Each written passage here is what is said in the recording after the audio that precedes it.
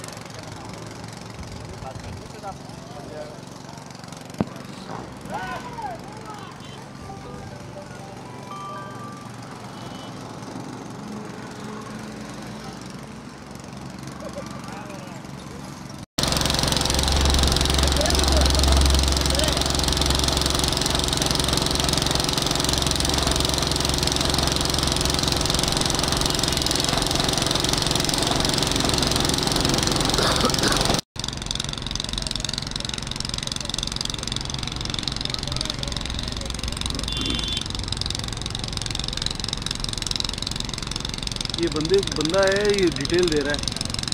पानी